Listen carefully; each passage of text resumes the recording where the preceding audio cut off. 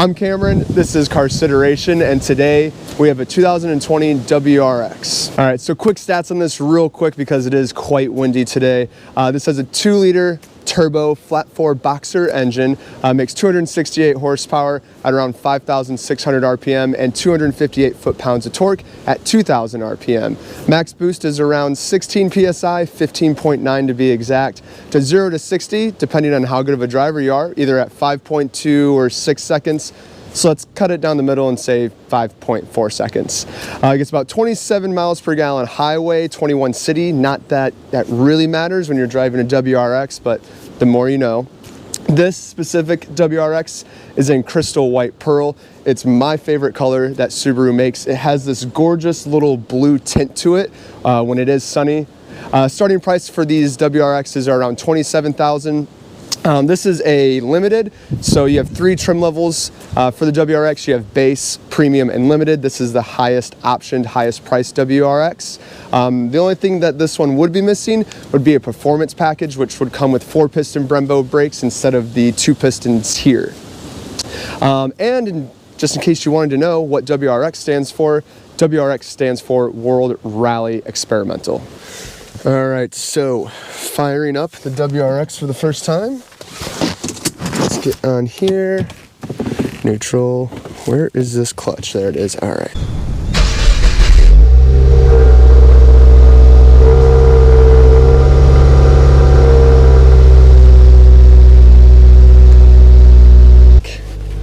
Sorry to local subscriber in the area. I'm gonna move your steering wheel. Nice power adjustable seats. Let's connect the phone. Actually, no, let's wait. Okay. Clutch in, first gear, e-brake down. Let's see how this goes. Oh yeah. So his clutch is actually really light, and this is brand new. Sometimes when you jump into a newer vehicle or whatever, it's really hard to get used to the clutch, but I feel like I'm gonna have no issues with this one. Let's go. Ooh, maybe I'll go out this way. So I still want to give it a little bit too much throttle. Like the clutch engage is really high. If you're buying the WRX, obviously, you're probably gonna drive it to, or you're probably gonna buy it to drive it and maybe autocross it or something like that. So it is pretty good placement for a heel toe. I have small feet though, so I can't heel toe, and I just suck at heel towing. But this does have the STI short throw shifter, so it feels really good. D-shaped steering wheel. Every auto manufacturer in a performance car should just have a D-shaped steering wheel. I love D-shaped steering wheels, and this one is really nice, soft touch.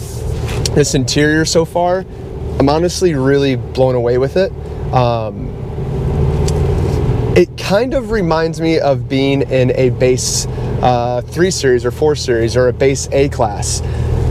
These leather seats are super nice. I love them. The only place where you can tell that this is a sub $40,000 car, because these seats, in my opinion, they're just as nice as a BMW, you know, a base BMW, as I just said. But it's when you get up here, it's a little cheaper, which is fine. I mean, that makes sense. Another thing that I am liking is these analog gauges mixed in with the display up here. And it's not just a display. According to Subaru, it's an electroluminescent display. You can control this display with this little knob right here, or I should say switch. But right now we have miles per gallon, miles to E, and then what is this? This looks like all-wheel drive status. That's cool, has a little picture of the vehicle there as well. And now we're going back to miles per gallon. There we go, there's what I was looking for. Shows you your boost on where you're at. Cool. Ooh, I forgot, my butt's getting warm. This one has heated seats, and these are down there. They can give you a nice little audible click. Let's get into throttle for a second.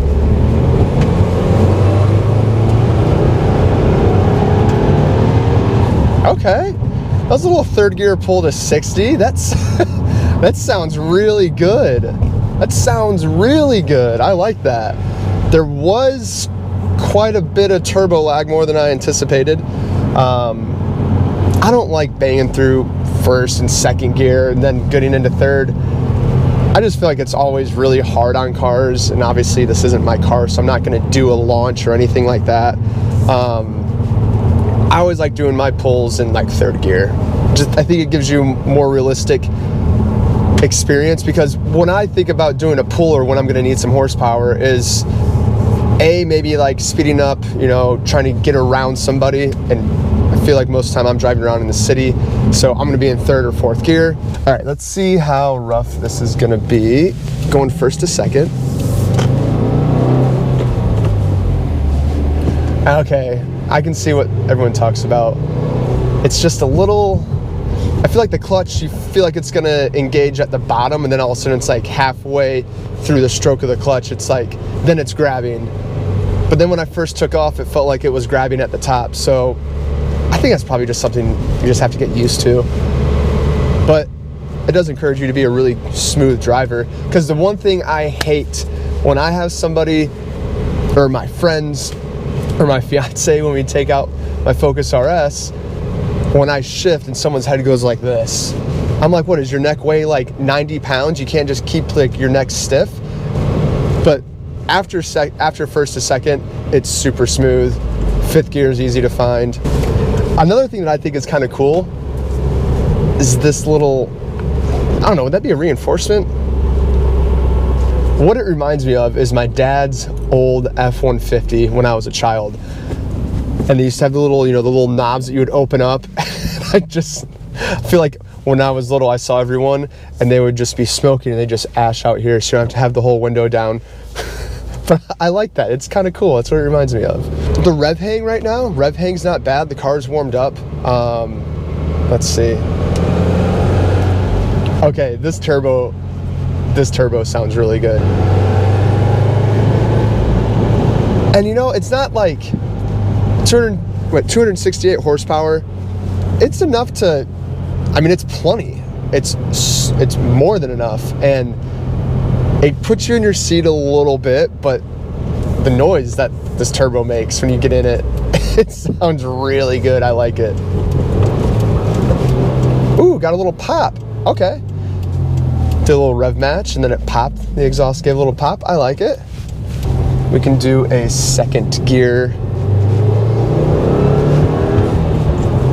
Okay. Yeah, you get a little crackle and pop of the exhaust. It's not quite as crackly and popply as like a Focus RS and Sport or track mode or anything, but it's a nice little touch. But guys, I'm super impressed with this interior. 7-inch touchscreen. So far, it's been really responsive.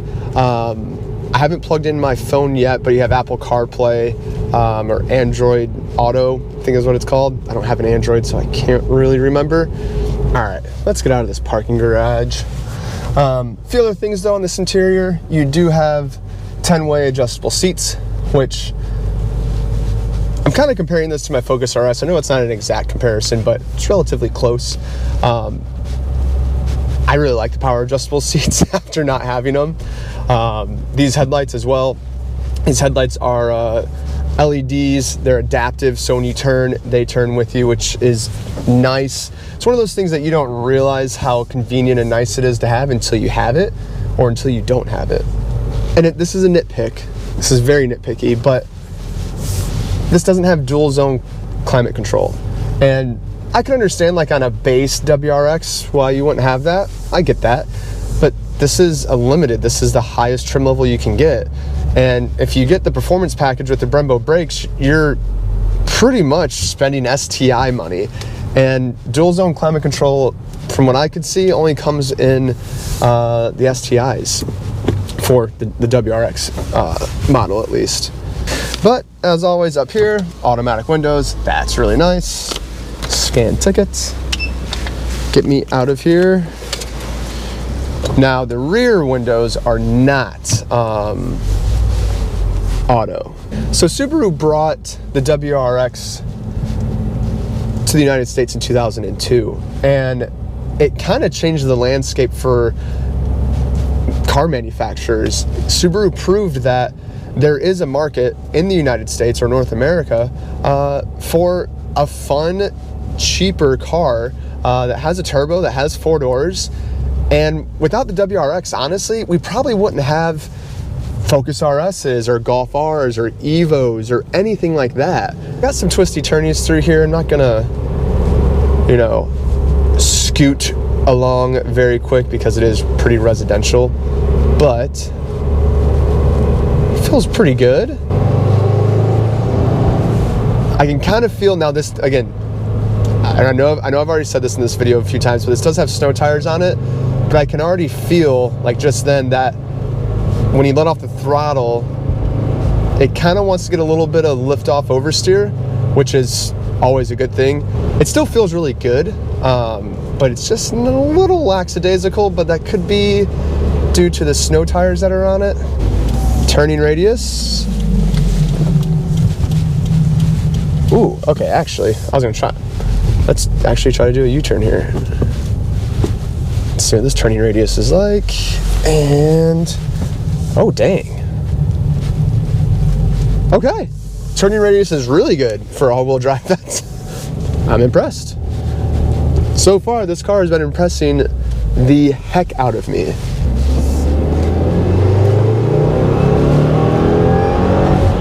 It kind of falls on its face a little bit after $5,000, I feel like.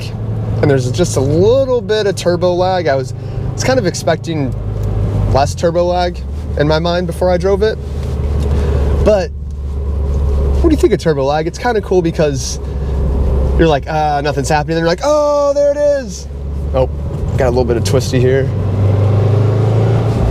Yeah, as soon as you let off the throttle, you can feel the back end. It wants to come around a little bit, which is nice. I like that. Yeah, it makes the back ends a little happy. That's cool. Again, a lot better than just having a crazy amount of understeer. That is the most annoying thing ever. Overall, guys, I really think that this WRX is in a class of its own.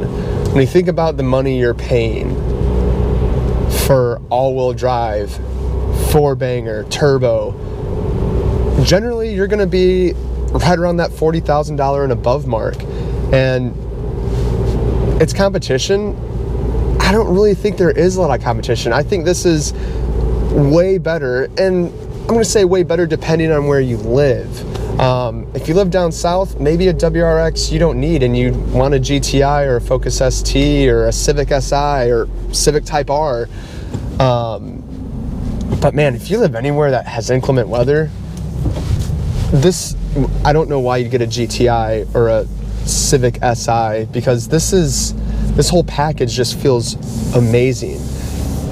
And the price point, the base prices of these at like, what is it? I think they're $27,000 is what I said earlier.